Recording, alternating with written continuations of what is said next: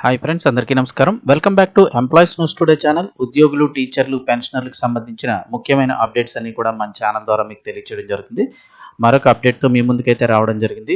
Video పూర్తిగా చూడండి, అలాగే తప్పకుండా ఒక లైక్ చేసి ఛానల్ని సబ్స్క్రైబ్ చేసుకోండి. ఇంకా వివరాల్లోకి వెళ్ళిపోదాము. పెన్షనర్లకు సంబంధించి మరొక అప్డేట్ అయితే రావడం జరిగింది. అయితే కనీస పెన్షన్ పెంపుపై ప్రభుత్వ నిర్ణయం అంటూ ఒక అప్డేట్ అయితే వచ్చింది. ఎప్పటి నుంచో అడుగుతూ ఉన్నారు ఈ పెన్షన్ పెంపు అయితే కనుక కొన్ని సంవత్సరాల నుంచి. ఉద్యోగుల పెన్షన్ పథకం ఈపీఎస్ 1995 మొన్న నవంబర్తో 3 దశాబ్దాలు అంటే ఆల్మోస్ట్ 30 సంవత్సరాలు పూర్తి చేసుకుంది. కేంద్ర కార్మిక శాఖ సహాయ మంత్రి శోభా కరంద్లాజే ఇటీవల రాజ్యసభలో ప్రశ్నకు సమాధానం ఇస్తూ ఈ స్కీమ్ కింద ₹1000 కనీస పింఛన్ ఇవ్వడానికే ప్రభుత్వం ఆర్థిక సహాయం చేయాల్సి వస్తోందని, దీన్ని మరింత పెంచడం కష్టమన్నట్లుగా మాట్లాడారు. ఈ క్రమంలో పార్లమెంట్ స్థాయి సంఘం ఏమో ₹1000 పింఛన్ కనీస అవసరాలకు, వైద్య చికిత్సలకు కూడా ఏమాత్రం సరిపోవటం లేదంటూ పెదవి విరుస్తోంది. పెన్షన్ పెంచాలంటూ తాజా నివేదికలో సైతం సూచించింది. దీంతో స్థాయి సంఘం సూచనకు మన్నన దక్కుతుందా అన్నది ఇప్పుడు చర్చనీయాంశంగా మారింది. పదవీ విరమణ చేసిన ప్రభుత్వేతర ఉద్యోగులు సర్కారీ సిబ్బందితో సమానంగా పింఛన్ అందించడం కోసమని కేంద్రం 1995 నవంబర్ 16న ఉద్యోగుల పెన్షన్ పథకం ఈపీఎస్ 95ని తీసుకొచ్చింది. ఆ సమయంలో ఉద్యోగుల తరపున యాజమాన్యాలు తమ వాటాగా చెల్లించే 12% భవిష్య నిధి చందా నుంచి 8.33% నిధులను ఈ పెన్షన్ ఫండ్కు మళ్లించాలని నిర్ణయించారు. కేంద్రమేమో తన వాటాగా 1.16% నిధులు సమకూర్చాలని నిర్దేశించారు. ఈ పథకం ద్వారా పదవీ విరమణ చేసిన సభ్యుడికి జీవితాంతం వరకు, ఒకవేళ సభ్యుడు మరణిస్తే జీవిత భాగస్వామికి, అలాగే పిల్లలకు 25 ఏళ్లు నిండే వరకు, శాశ్వత వైకల్యంలో బాధపడే పిల్లలకైతే జీవితాంతం పెన్షన్ వస్తుందని చెప్పారు. సభ్యుడిపై ఆధారపడిన తల్లిదండ్రులకు పెన్షన్ అందేలా ఏర్పాటు చేశామంటూ ఎంతో అట్టహాసంగా ఈపీఎస్ను ప్రారంభించారు. పింఛన్ ఫార్ములా ప్రకారం పూర్తి సర్వీసు కలిగి ఉంటే ప్రస్తుత వేతన పరిమితి 15,000 ఉంది. దీని మీద 7,500 పింఛన్ రావాలి. ఉద్యోగుల భవిష్య నిధి సంస్థ వార్షిక నివేదిక 2024-25ను విశ్లేషిస్తే మొత్తం 81.49 లక్షల మంది పెన్షనర్లలో కేవలం 60,479 మందే ₹5,000 పైగా పెన్షన్ పొందుతున్నారు. మిగిలిన 36,080 లక్షల మందికి అందుతున్నది కేవలం ₹1,000 లోపే. ప్రస్తుత వేతన పరిమితి ప్రకారం యాజమాన్యాలు ఉద్యోగుల యొక్క పెన్షన్ పథకానికి తమ వాటాగా ప్రతి నెల ₹1,250 చొప్పున చందా చెల్లించాలి. అందుబాటులో ఉన్న 2021-22 నాటి గణాంకాలను పరిశీలిస్తే మొత్తం 6,12,77,099 మంది సభ్యుల్లో కేవలం 18 లక్షల మందే ₹1,000 పైగా చందా చెల్లిస్తున్నారు.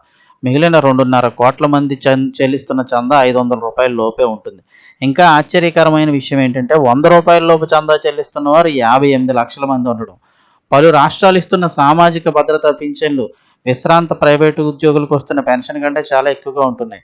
చూస్తున్నారు కదా, రాష్ట్ర ప్రభుత్వం వృద్ధాప్య పింఛన్లే 4-5 వేలు ఇస్తున్నాయి. సో ఉద్యోగం చేసిన ఈ పెన్షనర్లకు అయితే కనుక ₹1,000 లోపు వస్తుంది. తాము చెల్లించే చందాతో పోలిస్తే తమకు వచ్చే పింఛన్ చాలా తక్కువగా ఉంటుంది అన్నది ఉద్యోగుల వాదన. ఉద్యోగి ఎవరైనా కేవలం ఒక్కరోజే పనిచేసి ఆ నెల చందా కట్టిన తర్వాత దురదృష్టవశాత్తు మరణిస్తే ఆ సభ్యుడి జీవిత భాగస్వామి, ఇతర కుటుంబ సభ్యులకు కూడా పింఛన్ లభిస్తుంది. అంతటి ప్రయోజనం ఉన్నప్పుడు వ్యక్తిగత నిధులను లెక్కించి ప్రయోజనాలు ఆశించడం సరికాదన్న వాదనలో ఉన్నాయి. కాకపోతే ఇలాంటి కేసులు 1000లో ఒకటో, లేకపోతే 1,00,000లో ఒకటో రెండో జరుగుతూ ఉంటాయి తప్ప అందరికీ జరగవు కదా. కానీ కట్టిన వాళ్ళు చాలామంది ఉంటున్నారు కదా, అది కూడా మనం లెక్క వేసుకోవాలి.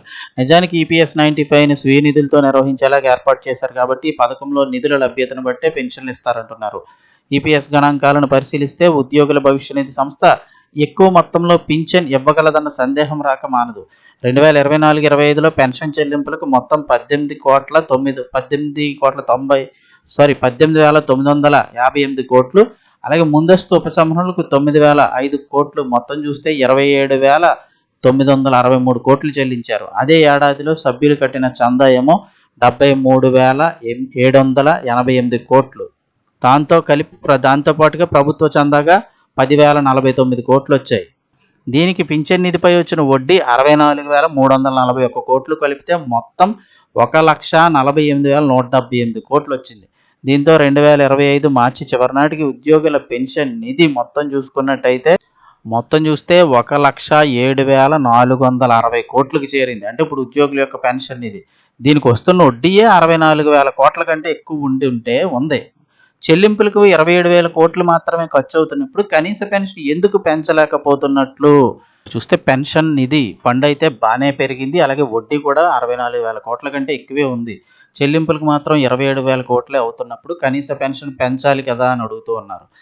ఇకైతే ఉద్యోగుల పెన్షన్ ఫండ్పై 2019 వరకు వచ్చిన 23 నివేదికల్లో కేవలం 5 తప్ప మిగిలిన అన్నింటిలో లోటు చూపించారు. సుప్రీంకోర్టు తీర్పును అనుసరించి అధిక వేతనంపై చందా చెల్లించిన సభ్యులకు ఎక్కువ పింఛనిస్తే ఈ లోటు ఇంకా ఎక్కువ అవుతుంది.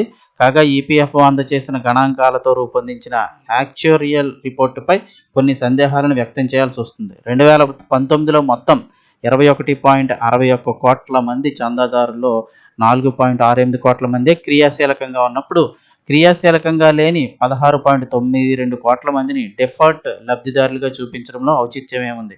నిజానికి ఇలాంటి ఖాతాల్లో 90% పైగా ₹1000 నగదు నిల్వలు ఉన్నవే. ఉద్యోగుల పెన్షన్ పథకానికి అర్హమైన 10 ఏళ్ల సర్వీస్ కలిగిన వారు చాలా తక్కువ మందే ఉన్నారంటున్నారు. పైగా ఈపీఎఫ్ పథకం నుంచి 95% ముందస్తు విరమణలు చేస్తున్నారు. ఇలాంటి క్రియాశీలకంగా లేని ఖాతాల్లో చందాదారులు పుట్టిన తేదీ, ఉద్యోగం విడిచిపెట్టిన తేదీ వంటి వివరాలు లేవు. అందుకని క్రియాశీలక అంటే యాక్టివ్గా ఉన్న సభ్యుల గణాంకాలతో సరిపోల్చి నిల్వను నిర్ధారించినట్టు యాక్చుయేరియల్ రిపోర్ట్ పేర్కొనడం గమనార్హం. 2019 నివేదిక వచ్చి 6 ఏళ్లు గడిచినా తదుపరి రిపోర్టు ఇంకా రాకపోవడం శోచనీయమంటున్నారు. వికసిత్ భారత్ యోజన కింద కొత్త ఉద్యోగాలు కల్పించిన యాజమాన్యాలకు, కొత్తగా ఉద్యోగులు పొందిన వారికి 1,00,000 కోట్ల నిధులు కేటాయించిన ప్రభుత్వం కనీస పెన్షన్ పెంపు పట్ల కొంత సానుకూలత అయితే ప్రదర్శించాల్సి ఉంది. 2036 నాటికి ఈ దేశంలో 60 ఏళ్లు దాటిన వారు 23 కోట్లకు పైగా చేరతారని అంచనా.